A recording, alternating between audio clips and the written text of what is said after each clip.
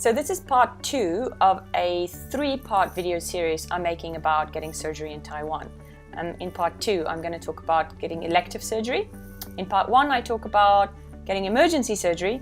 And in part 3, I'm going to talk about post-op care, hospital care. That's regardless of whether you've had surgery or not. That's what to expect if you're staying in a hospital in Taiwan. I don't think I need to say this, but I will for the sake of clarity. These are my experiences at one hospital. I had both my surgeries at one hospital and I stayed at one hospital.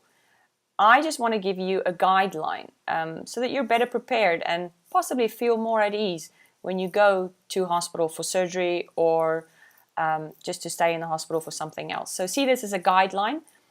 Every hospital is different and there might be a couple of things that are not exactly the same as what I experienced. So in elective surgery, I had a tonsillectomy. My tonsils have been bothering me for many years. I've never done anything about it because I have a very unreasonable fear of needles. However, a few weeks prior, I had an emergency appendectomy. And in having that, I very quickly got over that fear of needles. Well, I got over it enough that I was brave enough to go to the ENT 6 weeks later and book myself for a tonsillectomy.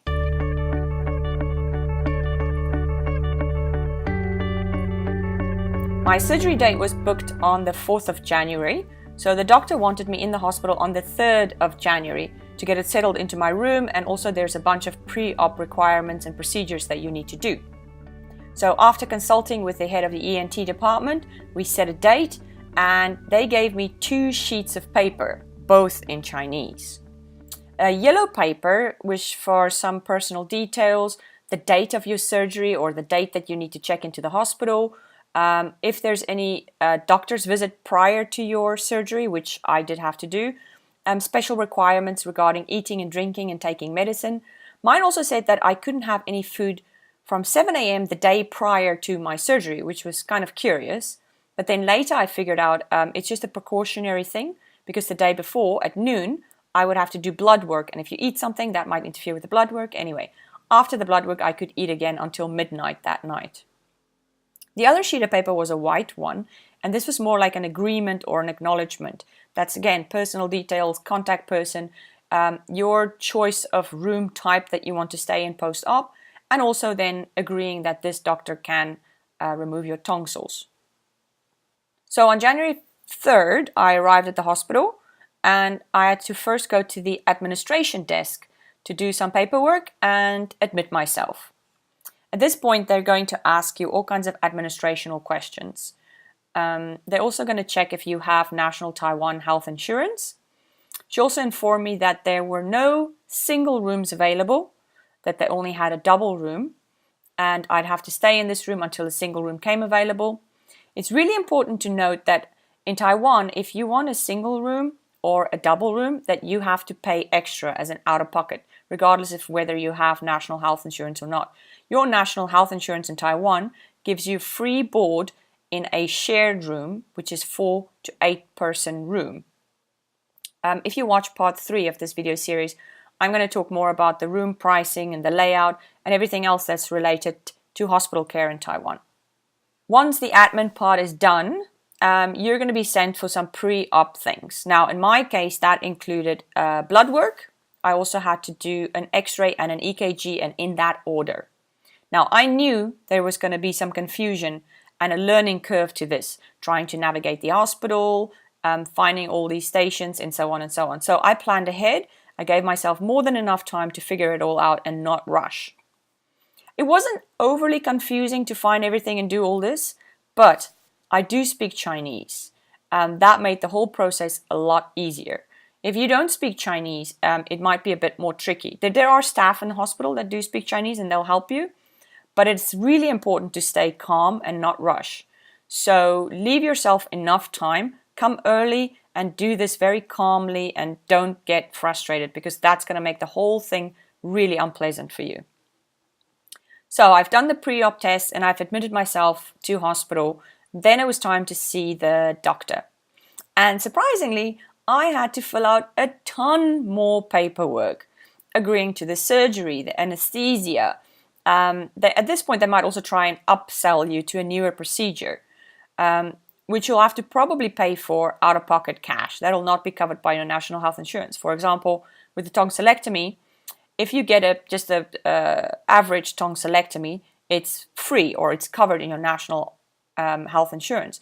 Or for tonsillectomy, you can pay 14,000 new Taiwan dollars more, and with that you buy a special plasma knife, which is a much more advanced procedure, but it minimizes bleeding.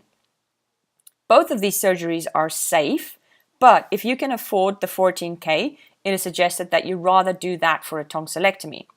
Now, if you have private health insurance, you need to let the admin staff know, and they will prepare all the necessary invoices and documents that you need to make a claim from your private health insurer. There might also be other costs that you have to pay out of pocket, depending, of course, on what procedure you get. Not everything is covered by the Taiwan National Health Insurance.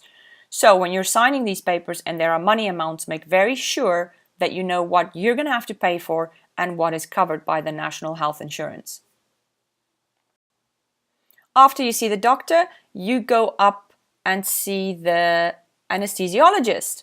And yes, you've guessed it, more paperwork. She will explain everything to you, the technical details of your procedure, including whether or not you'll have a local anesthesia or a full body, whether you'll wake up with a tracheal tube in your mouth when you wake up or not, and so on and so on. At this point, you can also ask questions. I, for example, asked which type of anesthesia I would be getting, and she confirmed that it would be propofol. And that was good news because I had propofol for my appendectomy as well. One thing that is very important at this point, she or he might ask you about your alcohol consumption. You need to be very honest about this because this might seriously interfere with the anesthesia that they give you. Another thing is you have to make very sure and very clear that they understand and note down if you have allergies. I did run into one little snag. I have French manicured nails, which I had to get removed. At least I had to get both my index fingers cleaned and all of my toes. This is because they have some kind of heart monitor thingy that goes on your finger, and if you have nail polish, that might give a false reading, which could be problematic during surgery. So, an hour and a half after arriving at the hospital, I was sent up to the 10th floor to check into my room for the night. When you check into your room, you need to let the nurses know whether or not you want meals, which is normally not included in your hospital stay. In Taiwan, people prefer that family or friends bring you meals during your stay.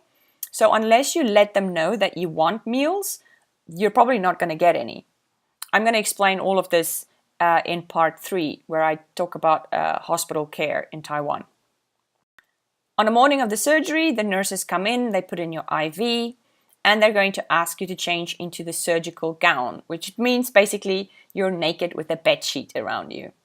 About an hour before the surgery, you're going to be wheeled up to the pre-op room. Now, in the pre-op room, I was one of 3 patients waiting. This was a little bit of an awkward situation. You know, you're lying there with a bunch of strangers. But there's really nothing that you can do about this, so stressing about it is completely worthless. So just relax and go with it. Finally, you're wheeled into the surgery theater. And this was interesting because I was lying there awake and watching everyone get ready. You know, they were getting dressed, they were setting up all the equipment, they came up and they put all the little heart monitors on, and so on and so on. I mean, in the grand scheme of things, I think I was lying there for like 30 minutes, and maybe that's not a long time, but let me tell you something. If you're lying there awake, ready to have surgery, every minute that you're in there feels like an hour. Anyway, after all the heart monitors were set up and everybody was sort of dressed and la-di-da, the anesthesiologist came in and she very slowly started pumping propofol into my IV. I don't know how long it took, but I had more than enough time to at least have another 5-minute conversation with her before I passed out. This was a very different experience, by the way, when I had my emergency surgery. During the emergency surgery, the entire process from getting dressed into that little naked bed sheet to having propofol squirted into your IV took no more than 15 minutes. Whereas with this elective surgery, I'm going to guess it was at least 2 hours to get to the same point. This was kind of horrible too. When I woke up, the tracheal tube was still in my mouth and throat. This was rather awful. I was choking for air. Plus, I had these 2 golf ball size first-degree burns in my throat. And I'm pretty sure I wasn't on any painkillers. I passed out almost straight away, and when I woke again later, the tube had been removed. Once I was mostly awake, they sent me back to my room. So you'll be kept in this little pre-op area until you're mostly awake and then sent back to your room. I'll spare you the gory details of the next 3 hours, but eventually the nurses got proper strong pain meds and they just gave it to me intravenously. Even though speaking was not really possible, you can be sure that I let them know on the hour, every hour, that I needed more pain medicine. It's very important that you let the nurses know that you want more pain medicine. If the pain medicine that they've given you is not working, you need to let them know that you need more pain medicine.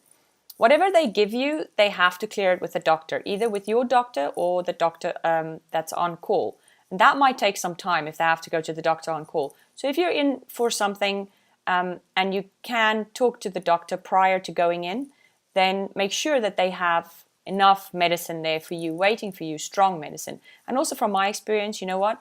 I would suggest that you get something quite strong that goes right into your IV. They gave me some painkillers shots into the arm, and it did absolutely nothing except hurt my arm. So if you feel like the nurses are being a bit stingy with the pain meds, it's not really their fault. They have to clear it with the doctor. So if you're in pain, don't lie there, don't suffer, just continuously tell them that you're in pain, and eventually you are going to get enough pain medicine and they will help you with that. Tonsillectomy is considered a simple procedure, but let me tell you something. What it lacks in complication, it makes up for tenfold in pain. To put this into perspective, after I had my appendix removed, I took myself off painkillers 8 hours after the surgery. After my tonsillectomy, I was on very strong painkillers as well as opioids for about 7 days straight. By far the most painful thing I have ever experienced. And without the pain medicine, you can forget about eating. Don't be fooled by all the stories of ice cream and jello. I couldn't swallow it all. I couldn't even drink water. So if this is the surgery that you're getting as an adult, save yourself from some serious pain PTSD and make sure that you have very strong painkillers and opioids for at least 10 to 14 days after. I have to say, I would do an emergency surgery 10 times over before doing another elective surgery. Not because of the pain, but because of the time it took and the anticipation. The waiting weeks leading up to it, even those minutes just lying awake in the OR, was so stressful. I wish I knew how long and how drawn out this process was going to be. So hopefully in me sharing this experience with you, you're going to be more mentally prepared for those laying awake in between periods than I was. Well, the good thing about the elective surgery is, of course, the fact that you can prepare. You can prepare which hospital you go to, you can prepare what to take to the hospital, what to wear, you can take a book or a computer or some movies, you can have your nail polish removed prior, and if you're a man and you have hairy arms, go ahead and shave your arms. That IV tape is going to rip chunks of hair out of your arm, which is going to be much more painful than anything else you're going to do, so go ahead and shave your arms. Also, you need to make sure what's in your hospital room, what's included. If they don't let you see the hospital room, just assume that there is nothing.